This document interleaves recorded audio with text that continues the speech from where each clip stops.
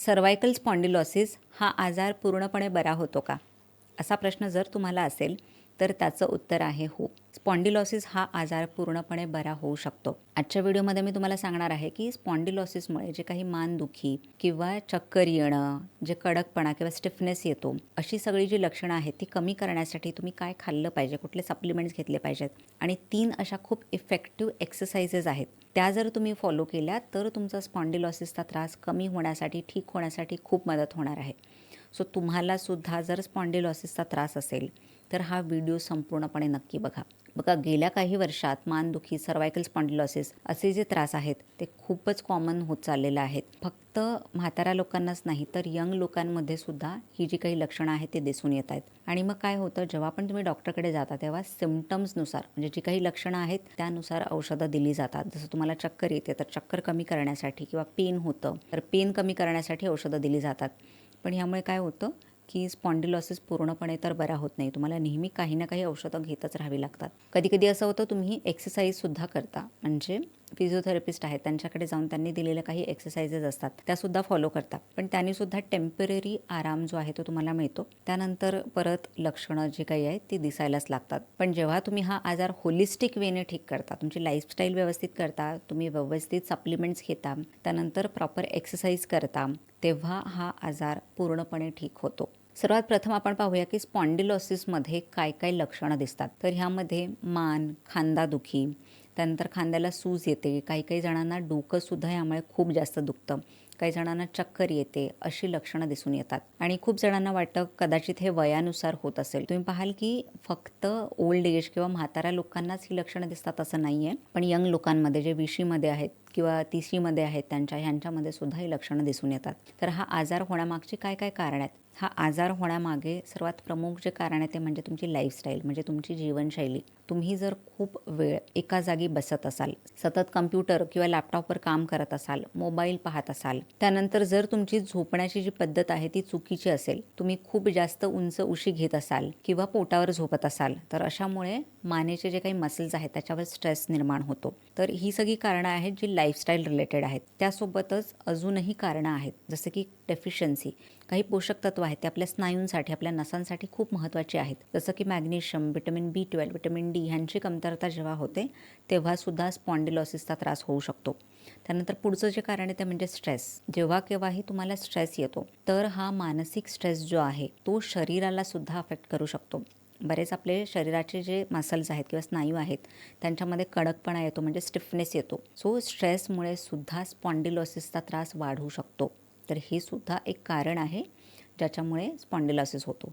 त्यानंतर पुढचं जे कारण आहे ते म्हणजे तुमचं खराब पोश्चर. तुम्ही जर चेअरवर किंवा खुर्चीवर बसत असाल आणि ते कसंही बसत असाल, म्हणजे जे सरळ बसायला पाहिजे तसं न बसता तुम्ही अगदी पोक काढून बसत असाल किंवा जो मणका आहे तो तुमचा सरळ नसेल तर मणक्यावर ताण येतो आणि त्यामुळे सुद्धा स्पॉन्डिलोसिसचा त्रास होऊ शकतो. त्यानंतर जर तुम्ही कुठलीही एक्सरसाइज करत नसाल, एका जागी खूप वेळ बसत असाल, तर ह्यामुळे सुद्धा ओव्हरऑल बॉडीमध्ये स्टिफनेस येतो. बऱ्याच वेळा खूप जणांमध्ये मसल्स पेन किंवा स्नायूंमध्ये पेन होतं, जॉईंट्समध्ये पेन होतं.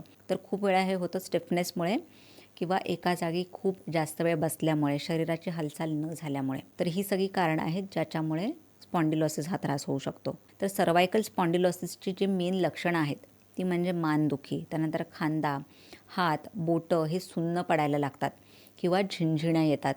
त्यानंतर हातामध्ये खूपच कमजोरी येते, म्हणजे हातामधली स्ट्रेंथ कमी झाली असं तुम्हाला वाटू शकतं.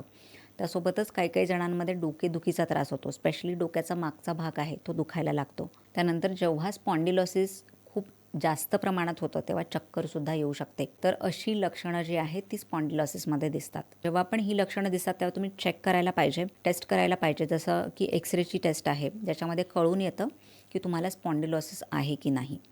सो बघा, स्पॉन्डिलोसिसमध्ये होतं काय, जेव्हा सगळे हे लक्षणं दिसतात तेव्हा स्पाईन जो आहे म्हणजे मणका आहे, सो मणक्याची जी पोझिशन आहे तो एका पोझिशनमध्ये सरळ असला पाहिजे, ती चेंज होते.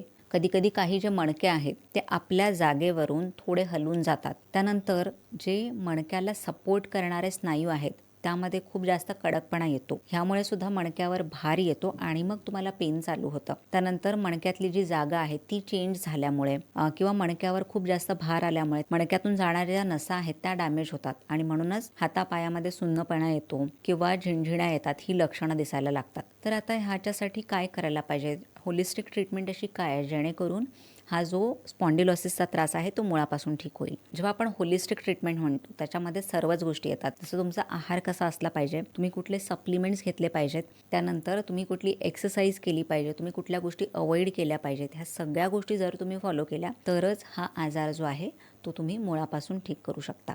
सर्वात प्रथम मी म्हणेन आहारामध्ये काय केलं पाहिजे, तर तुम्हाला शरीरातील सूज कमी करण्यासाठी अँटी इन्फ्लेमेटरी डाएट घेतलं पाहिजे. तर ह्यामध्ये काय करू शकता, हळद, आलं किंवा जे ग्रीन टी आहे हे तुम्हाला रेग्युलरली घ्यायचं आहे. ह्यामुळे शरीरातील पेन कमी होण्यासाठी मदत होते. सो हळद जे आहे ते अगदी 1 ग्लास पाण्यामध्ये तुम्ही चिमूटभर हळद टाकून त्यामध्ये काळी मिरीची पावडरसुद्धा टाकायची आहे चिमूटभर आणि हे पाणी तुम्ही रेग्युलरली पिऊ शकता. त्यानंतर आलं टाकून चहा पिऊ शकता किंवा फक्त आल्याचा छोटा तुकडा जो आहे तो पाण्यामध्ये टाकून तो उकळून मग ते पाणी पिऊ शकता आणि रेग्युलरली ग्रीन टी घेऊ शकता. तर ह्या सगळ्या गोष्टी आहेत, ह्यांना म्हणतात अँटी इन्फ्लेमेटरी फूड्स, म्हणजे शरीरातील सूज कमी करायला मदत करतात. त्यानंतर दुसरं आहे विटॅमिन डी आणि कॅल्शियम रिच फूड्स तुम्ही घेऊ शकता. सो विटॅमिन डी युजली बघा आपल्याला सनलाईटमधनं मिळतं. सो सूर्यप्रकाशामध्ये जर पॉसिबल असेल तर 10 ते 15 मिनटं तुम्हाला उभं राहिलं पाहिजे. आणि जे कॅल्शियम रिच फूड्स आहेत ते म्हणजे मोरिंगा, रागी म्हणजे नाचणी आहे, त्यानंतर तीळ आहेत, तूप, दही, अशा सगळ्या ज्या गोष्टी आहेत त्यामध्ये थोडंफार विटॅमिन डी असतं आणि कॅल्शियम भरपूर असतं. तर अशा गोष्टी रेग्युलरली घ्या. त्यानंतर पुढचं आहे magnesium rich foods. So magnesium जे आहे ते आपल्या स्नायूंसाठी खूप महत्त्वाचं आहे. जेव्हा स्नायूंमध्ये सूज आलेली असते किंवा स्नायूंमध्ये एक कडकपणा, स्टिफनेस आलेला असतो, तो कमी करण्यासाठी मॅग्नेशियम गरजेचं आहे. मॅग्नेशियम जेव्हा तुम्ही घेता तेव्हा मसल्स रिलॅक्स होतात आणि पेन, स्टिफनेस कमी होण्यासाठी मदत होते. त्यामुळे मॅग्नेशियम रिच फूड्स जे आहेत ते म्हणजे भोपळ्याच्या बिया, त्यानंतर डार्क चॉकलेट, त्यासोबत पालक, आल्मंड्स म्हणजे बदाम, ह्या सगळ्या गोष्टी तुम्ही रेग्युलरली घेऊ शकता. त्यानंतर स्नायू मजबूत ठेवण्यासाठी, स्नायूंमध्ये क्रॅम्प्स येऊ नये म्हणून तुमच्या शरीरातले जे इलेक्ट्रोलाइट्स आहेत ते सुद्धा व्यवस्थित राहिले पाहिजेत. तर तुम्ही रेग्युलरली नारळ पाणी घेऊ शकता किंवा लिंबू पाणी घेऊ शकता. कधीकधी मिठाची कमतरता झाली किंवा पोटॅशियमची कमतरता झाली तरीसुद्धा स्नायूंमध्ये क्रॅम्प्स येतात. त्यानंतर पुढचं जे आहे ते म्हणजे सप्लिमेंट्स घेणं. कधीकधी असं होतं की आहारातून आपल्याला सगळ्या गोष्टी मिळत नाहीत, specially vitamin D. Vitamin D बघा, त्याचा सोर्स जो आहे ते म्हणजे सनलाईट आहे आणि बऱ्याच वेळा आपण सूर्यप्रकाशामध्ये एवढा वेळ जात नाही आणि म्हणूनच बऱ्याच जणांना विटॅमिन डीची कमतरता आहे. तर तुम्ही विटॅमिन डीचे सप्लिमेंट्स घ्या. पण विटॅमिन डीचे सप्लिमेंट्स घेताना ते विटॅमिन K2 सोबत घ्यायचे आहेत. So vitamin D3+K2. त्यानंतर जर तुम्ही कॅल्शियम व्यवस्थित घेत नसाल तर कॅल्शियमचे सप्लिमेंट्ससुद्धा घेऊ शकता आणि त्यासोबत मॅग्नेशियमचे सप्लिमेंट्स घ्या. तर हे सगळे सप्लिमेंट्स एकत्र काम करतात. फक्त एक सप्लिमेंट घेऊन ते बॉडीवर काम करत नाही. सो विटॅमिन D3K2, कॅल्शियम आणि मॅग्नेशियम हे सगळे सप्लिमेंट्स हाडांसाठी आणि स्नायूंसाठी खूप महत्त्वाचे आहेत. तर रेग्युलरली हे सप्लिमेंट्स तुम्ही घेऊ शकता. त्यानंतर आहे ओमेगा 3. सो ओमेगा 3 कशासाठी? शरीरामध्ये सूज कमी करण्यासाठी. तसं तर मी काही फूड किंवा अन्नपदार्थ सांगितलेच आहेत, पण ओमेगा 3ची सुद्धा कमतरता बऱ्याच जणांना आहे आणि आपली बॉडी ओमेगा 3 बनवत नाही. आपल्याला नेहमी ते बाहेरूनच घ्यावं लागतं. हेल्दी फॅट्समध्ये जसं की मासे आहेत, अंडी आहेत, ह्यामध्ये ओमेगा 3 असतं आणि बरेच जणं ओमेगा 3 घेत नाहीत. म्हणूनच त्याचे सप्लिमेंटसुद्धा घेऊ शकता. सो क्वाड लिव्हर ऑइल आहे किंवा काही व्हेजिटेरियन सोर्सेस पण आहेत ओमेगा 3चे, जे तुम्ही घेऊ शकता. त्यानंतर पुढचं जे आहे ते म्हणजे बी कॉम्प्लेक्स. बघा, नसा ज्या आहेत त्या डॅमेज झालेल्या असतात म्हणून तुम्हाला झिणझिण्या येणं, मुंग्या येणं हाताला, हे सगळे लक्षणं दिसतात. तर ती कमी करण्यासाठी तुम्हाला बी विटॅमिन्सची गरज आहे, जसं की vitamin B1, B6, B12. So जे बी कॉम्प्लेक्स सप्लिमेंट्स येतं ते तुम्ही रेग्युलरली घेऊ शकता, जेणेकरून स्पॉन्डिलोसिसची जी काही लक्षणं आहेत ती कमी होण्यासाठी मदत होते. आता मी तुम्हाला एक्सरसाइजबद्दल सांगणार आहे. 3 खूप सोप्या एक्सरसाइज आहेत जे तुम्ही 8 ते 10 मिनटं दररोज जरी दिले तरी त्या होऊ शकतात. सर्वात प्रथम जे आहे ते म्हणजे चिन टक्स एक्सरसाइज. सो ह्यामध्ये काय करायचं आहे, तुम्हाला हाताचे जे पहिलं बोट आहे ते चेहऱ्याच्या समोर, म्हणजे जे काही हनुवटी आहे त्याच्या समोर ठेवायचं आहे. हनुवटीने त्या बोटाला टच करायचं आहे आणि थोडे 8 ते 10 सेकंद तिथे ठेवायचं आणि त्यानंतर पुन्हा मान मागे घ्यायची आहे. पुन्हा ते 8 ते 10 सेकंद तशी ठेवायची मान.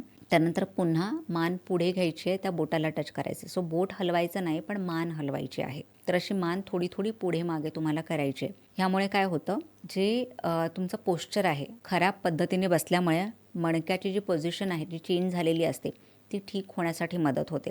त्यासोबतच जी सर्वायकल डिस्क म्हणजे मणके जे असतात ते सुद्धा एका पोझिशनला यायला मदत होते आणि ओव्हरऑल स्टिफनेससुद्धा कमी होतो.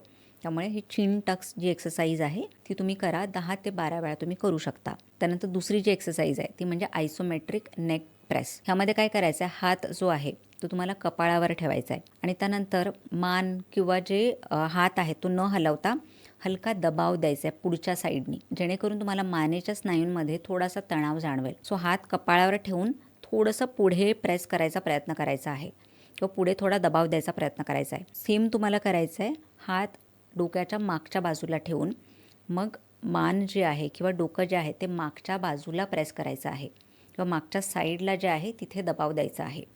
तर इथे काय करायचं आहे, तुम्हाला हात हलवायचा नाही किंवा मानही जास्त हलवायची नाही, पण थोडं प्रेशर मागच्या साईडला द्यायचं आहे, जेणेकरून जे मानेचे मसल्स आहेत ते थोडे स्ट्रॉंग होतात. सो जेव्हा केव्हाही तुम्ही मान पुढच्या साईडला प्रेस करता किंवा मागच्या साईडला प्रेस करता तेव्हा 5 ते 8 सेकंद तुम्हाला तिथेच होल्ड करायचं आहे. जसं तुम्हाला हे व्हिडिओमध्ये दाखवलेलं आहे तसं तुम्हाला करायचं आहे आणि हे जवळजवळ 10 वेळा तुम्हाला रिपीट करायचं आहे. सो ह्यामुळे सुद्धा काय होतं, जी बऱ्याच जणांना चक्कर येते ती कमी होते.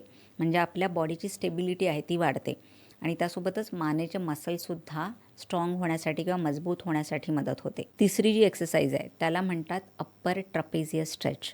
तर ह्यामध्ये काय करायचं आहे, एका बाजूला मान वळवून त्याला थोडासा स्ट्रेस द्यायचा आहे किंवा थोडं प्रेशर द्यायचं आहे आणि हे तुम्हाला एक 20 ते 30 सेकंड पकडून ठेवायचं आहे किंवा तिथेच होल्ड करून ठेवायचं आहे. असंच तुम्हाला दुसऱ्या बाजूला सुद्धा करायचं आहे. सो दुसऱ्या बाजूला सुद्धा अशीच मान थोडी वळवून आणि थोडं स्ट्रेच करून किंवा प्रेशर देऊन 20 ते 30 सेकंड पकडून ठेवायचे आणि ही जी एक्सरसाइज आहे ती 3 ते 4 वेळा करायची आहे. तर ह्यामुळे काय होतं, स्पॅझम आणि स्टिफनेस जो आहे किंवा टाईटनेस आहे, कडकपणा आहे मसल्समधला, मानेमधला किंवा शोल्डरमधला, हा कमी होण्यासाठी मदत होते. तर ह्या तिन्ही एक्सरसाइज आहेत त्या तुम्हाला दररोज दिवसातून 1 ते 2 वेळा करायच्या आहेत आणि ह्या एकत्रच करायच्या आहेत. 1 बाय 1 तुम्ही त्या करू शकता. तर ह्या एक्सरसाइज तुम्ही रेग्युलरली केल्या तर तुम्हाला जो काही स्टिफनेस आहे, पेन आहे किंवा जे काही स्पॉन्डिलोसिसच्या रिलेटेड लक्षणं आहेत ती कमी होण्यासाठी खूप मदत होणार आहे. त्यानंतर हा जर त्रास तुम्हाला खूप वर्षापासून असेल तर मग मी म्हणेन की तुम्ही होमिओपॅथिक ट्रीटमेंटसुद्धा घेऊ शकता.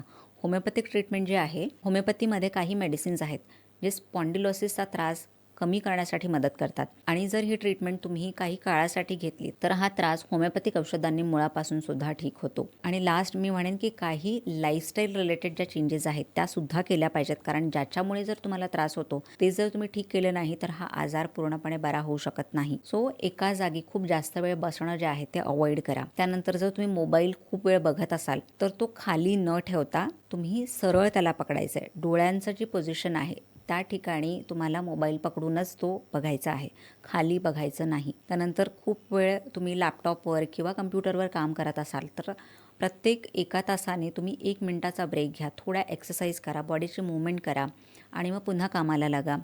आणि रेग्युलरली वॉक करणंसुद्धा महत्त्वाचं आहे.